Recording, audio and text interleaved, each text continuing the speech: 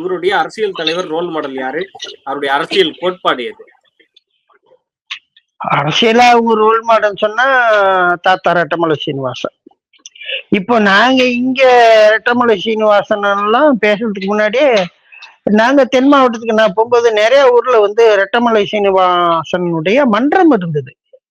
இங்கெல்லாம் பாத்தீங்கன்னா அம்பேத்கர் பேர்ல தான் மன்றம் இருக்கும். உங்க திருச்சி இந்த பக்கம் இருக்கிற மாவட்டங்கள் எல்லாத்திலுமே பறையல் தெருவுல வந்து அம்பேத்கர் மன்றம் தான் இருக்கும். அம்பேத்கர் படிப்பக மன்றம் அப்படிதான் இருக்கும். ஆனா உங்களுக்கு தென் மாவட்டத்துல பாத்தீங்கன்னா வந்து ரெட்டமலை சீனிவாசன் பறையறாருன்னு பரச்சேரியில வந்து ஒரு மன்றம் இருக்கும். இதை நான் நிறைய இடத்துல வந்து பட்டிருக்கேன்.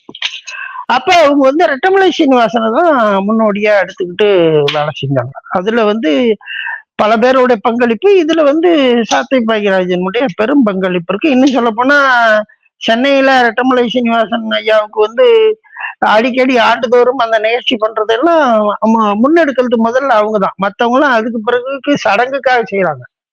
ஆனா அவங்க கொள்கையா இலக்காகவே கொண்டு அதை செய்யறாங்க. இப்ப நாங்க கூட ரெட்டமலை சீனிவாசன் பிறந்த நாள் நினைவு நாளுக்கு வந்து போறது கிடையாது. அவங்க ஆண்டுதோறும் கண்டிப்பா அதுல போய் கலந்துக்குவாங்க, அதை முன்னெடுப்பாங்க, அவங்களால முடிஞ்சதை பண்றாங்க.